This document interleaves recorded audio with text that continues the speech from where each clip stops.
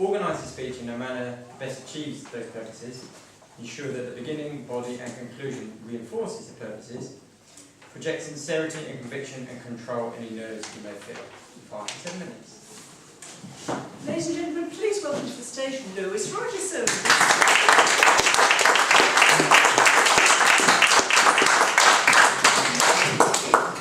Now, some of you may notice I don't have a script. That's because if you've noticed the title of my speech, it's called The New Technological Revolution. And so, as a result of that, I'm reading my script from my phone. So, whether you like it or not, technology is in our everyday lives. From shopping, where you have portable scanners, to passport control, where you have eye recognition, and on to where people switch watches for screens. We are immersed in a world of technology. Naturally, the C3 speech, as Charlie said, is to get to the point. So I'm going to outline what I'm going to do in this speech. Firstly, I want to tell you about the capabilities of technology today, especially in terms of the education sector and how that can benefit from it.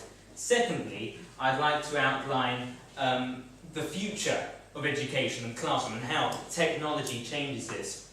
And lastly, I want you to maybe think about, or I want to maybe persuade you to think differently about technology, maybe to embrace technology as opposed to block it out, which some people do. Now, as I've said, people are switching from watches to screens, and I'm proud to say that I'm one of them. In fact, I've recently purchased the Apple Watch. Has anyone heard of the Apple Watch? Well, if you don't know, the Apple Watch is essentially a smartwatch. In other words, it tells the time as well as you being able to check your emails and phone people. Very useful things. And I just find it incredible that such an inch squared of space can fit a circuit board and a battery and whatever. And I just find that unbelievable and incredible in terms of the innovation. And it certainly leaves you thinking, doesn't it? It leaves you thinking, what's next? What possibly can Apple do? The company who obviously invented the Apple Watch, what can they do next? Obviously, Apple's one of those companies, the wealthiest company, in fact, in the world. And it has, it surprises us with the new technologies it comes out with. Let's take the example of the iPad in 2010. When that came out, everyone laughed at the idea. Everyone sort of, tabloid papers and whatever were laughing at the fact that it's essentially an elongated iPhone that you're paying extortionate amounts for. But nowadays, I struggle to find a person who hasn't used an iPad before. Now, as I mentioned earlier, I wanted to talk about technology in education. An interesting fact linking to iPads is that 70% of schools in this country use iPads in their day-to-day lessons. And that's maybe slightly contrary to what you think. Obviously, adults nowadays are saying that their children are spending too long on their devices and that they should get out and socialise and whatever.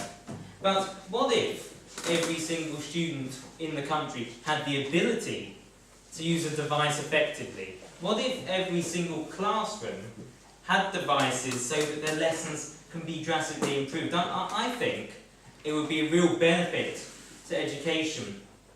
You see, leading education institutes have said that our country, or our education sector, needs to change to become more technologically advanced, to create students and train teachers who are tech savvy, as it were.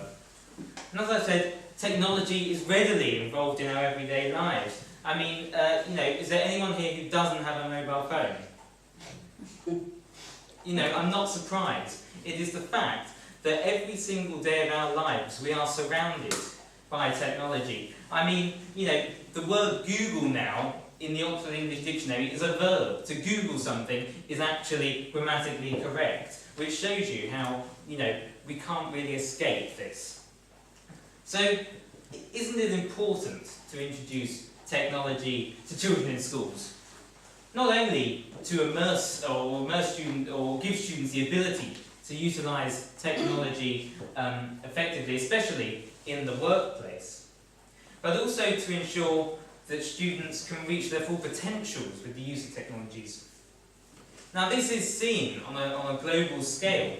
If we think about the ability or the accessibility that the internet gives to education, if you look at a country like Africa where children march to school for hours on end, even if they can afford it, the ability to then add some sort of internet, some sort of computer, will drastically change their lives and the way they're educated.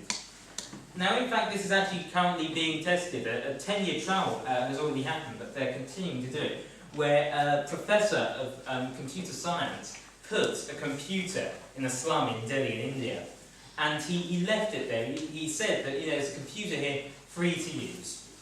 And what he found is that children from the slum were coming up with the prior instructions or knowledge of how to use a computer, came up and used it instantly. All there was a screen and the internet.